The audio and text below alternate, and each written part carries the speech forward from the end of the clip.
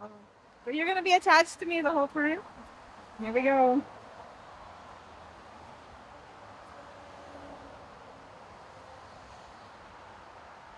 Entering. It's so bizarre.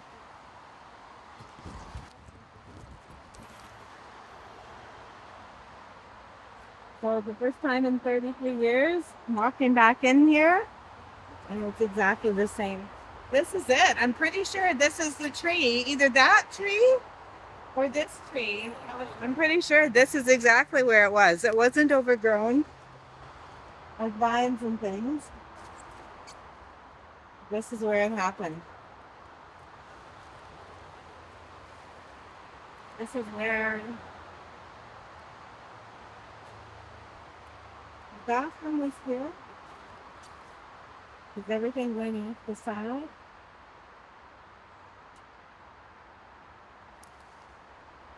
And it's either this giant tree or the one beside it where the camp was. And if you look, you can see civilization. You can see the stores. They could see us. But there was no pedestrian walkway here at that time. I mean, there's not really one now.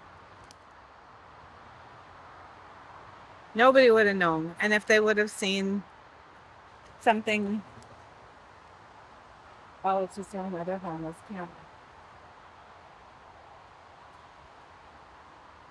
When you think about how close you were to help, and yet it was so far away, how do you make sense of it all? I don't. I don't make sense of it all. It's, wow. To me, it's got these, deeper connections to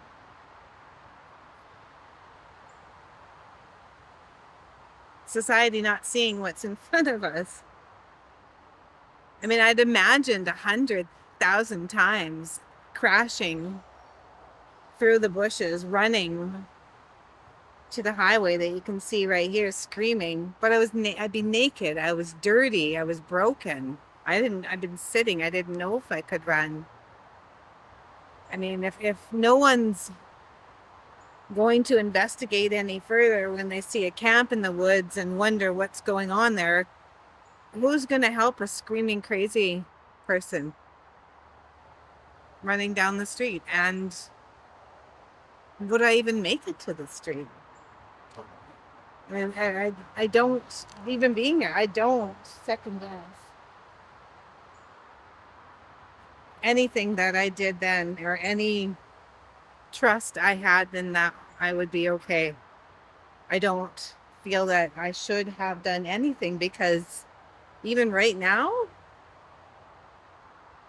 my life was I had no control. My life was not in my hands. It was not up to me. I've had read so many things talking about that I was tied to a tree. And I was never tied to a tree. If you look at the tree, it's a massive tree. And to get a rope around it and tie me to it, it would have been something out of, like, I don't know, some fictional superhero something. I was never tied to a tree. I was tied to myself. I was hog-tied. And I rarely see that. So how that's not made it into the stories, I don't know. Even one of the police that supposedly was on site when I was rescued, I came across him retelling his story somewhere on social media or something recently, and he says I was tied to a tree, and I was never tied to a tree. Not that that matters in the grand scheme, because I still couldn't go anywhere. But again, what's the truth? Do I know the truth? You mentioned that they're inaccurate, but you're also here now. The facts of the place are in front of you, Yeah. and you've told the story now to people, how do you feel you've done it? Like, how are your facts lining up with what the reality is here? Well, I'll admit when some things are a bit fuzzy, but in my mind, there are some things that are solid. And out of all the stuff that has gone on in my life in the last 33 years, weirdly, this is pretty solid. So I don't know if that answered your question, but I guess we know what we know, and that's our truth. And how I tell it is my truth. What's your truth right now?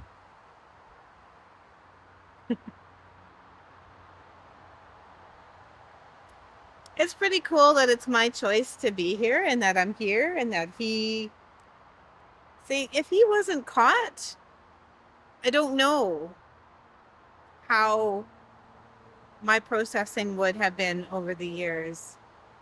If he was still lurking out there and I never knew, I don't feel in who I am that I would be in the same headspace as I am right here, right now. But right now, I know he can't touch me. It's cut and dry. The only thing that his actions, I should say, can touch is me psychologically. So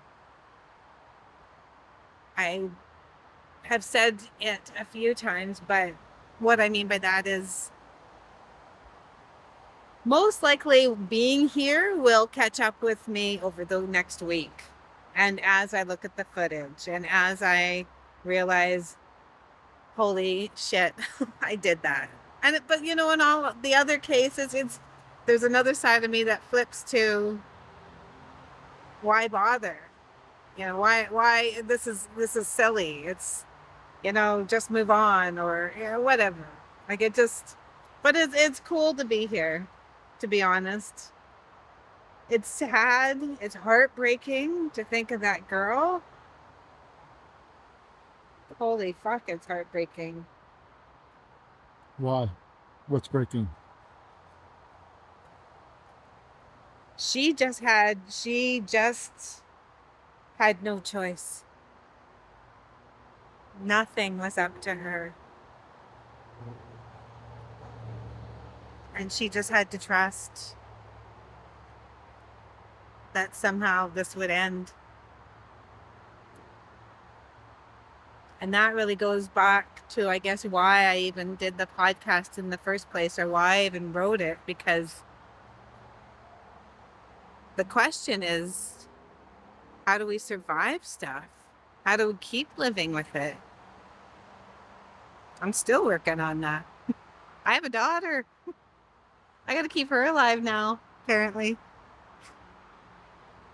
This is all what it's about. This is the power of being here, is being stronger within myself.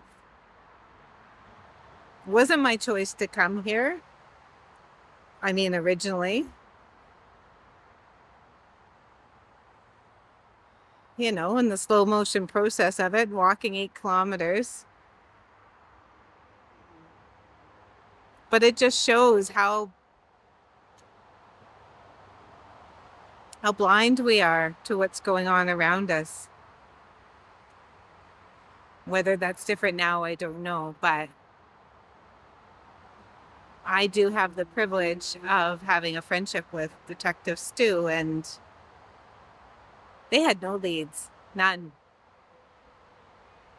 Nobody, not one person said they saw me.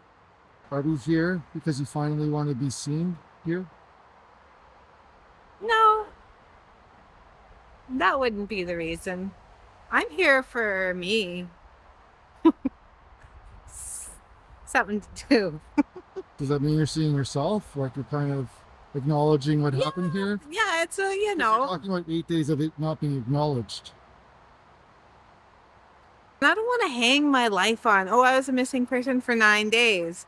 But that was such a, however, that was such a powerful experience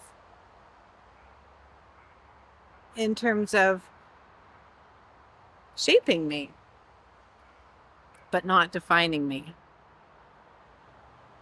So it's exploring that, um, what impact that has had on my life, and in leading up to the anniversary time, I always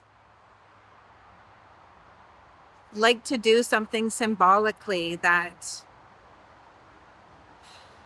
makes me feel powerful, more powerful every year. Because it's very possible that I would be a bag of bones under all of these vines at this point. No one would have found me. This is exactly the same as it was 33 years ago. Who's going to come and dig this up? They might have found the homeless camp. They might have found remnants of his garbage and feces. I don't know.